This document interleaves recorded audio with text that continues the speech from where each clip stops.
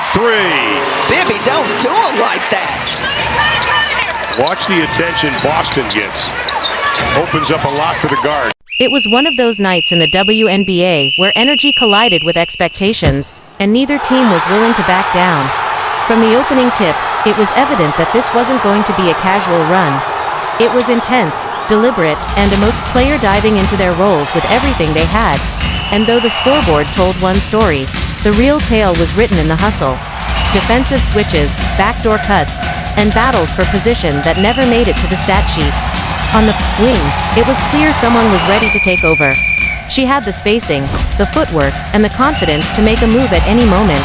She could have gone quick, but instead, she measured the floor, reading the help defense. The opposing team wasn't giving anything for free. Their defense was tight aggressive, with disciplined rotations.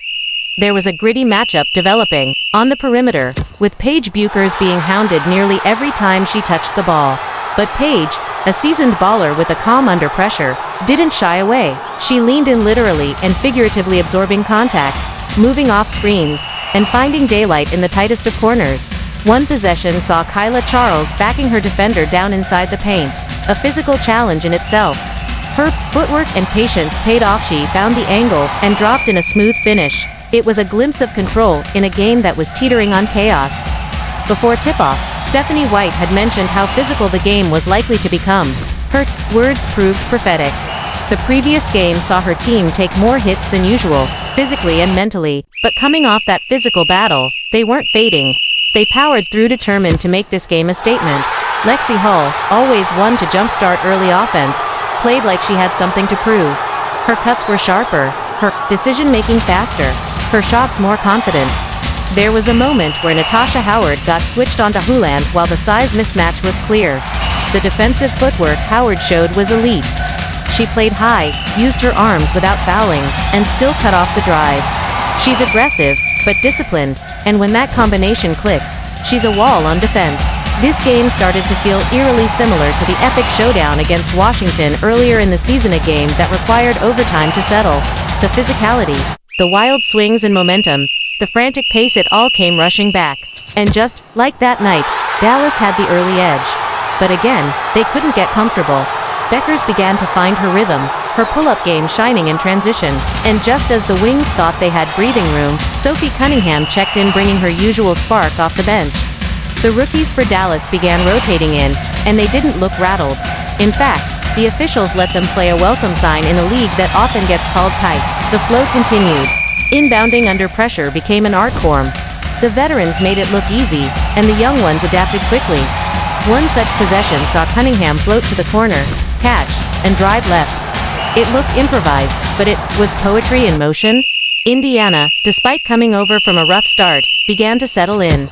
They were finding their groove. Simple give-and-go action led to a beautiful layup, and the bench erupted. Stephanie White's belief in her players showed. She had preached resilience, and now they were delivering it. In the middle of it all was Boston, big, efficient, and always in control. Her footwork in the paint was clinic-worthy. Guards trusted her.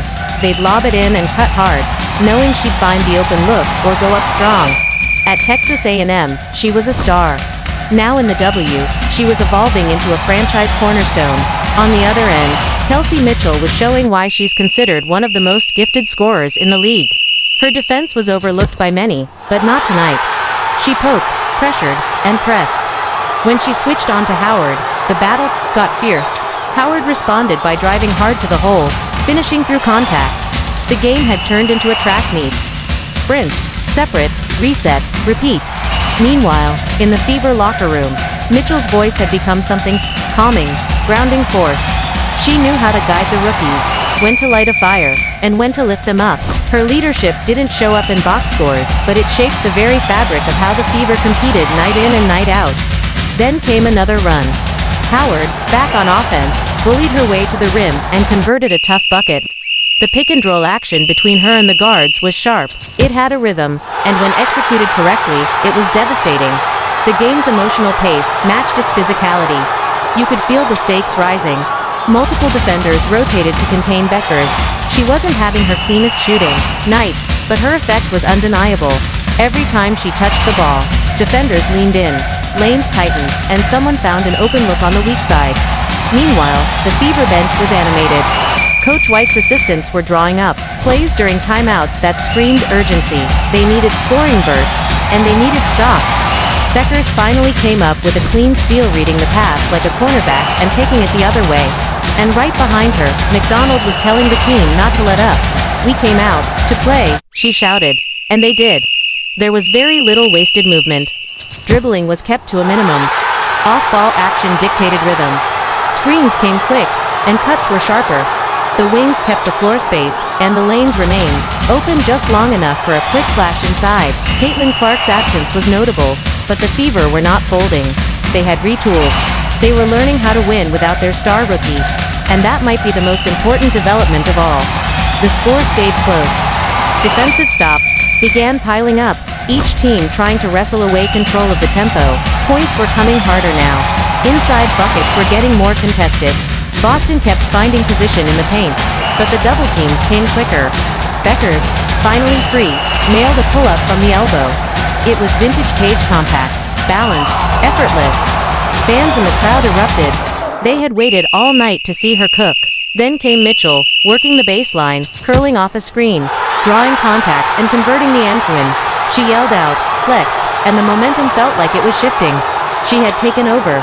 Smith followed it up with a gritty board, got fouled, and converted both free throws. That's when the run started.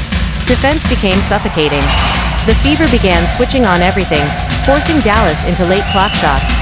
McDonald, ever the pest on D, forced a 5-second violation. Then she sprinted the other way and dropped in a contested floater off glass. Fans were out of their seats. Chants started. The volume rose. And the team fed off it. The Wings tried to answer. They brought in their second unit, hoping for energy.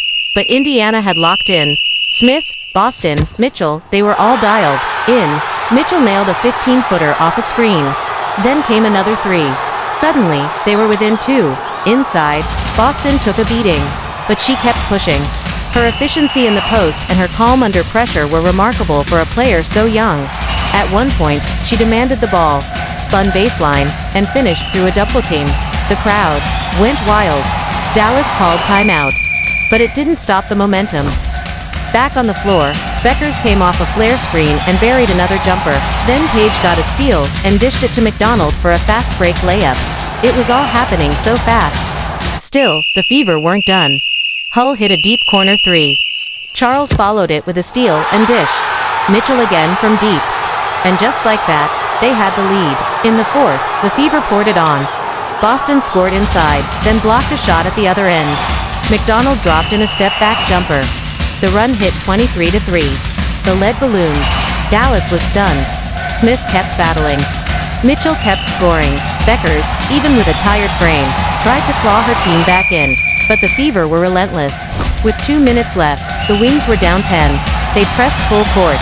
The Fever broke it with ease. A backdoor cut led to a layup.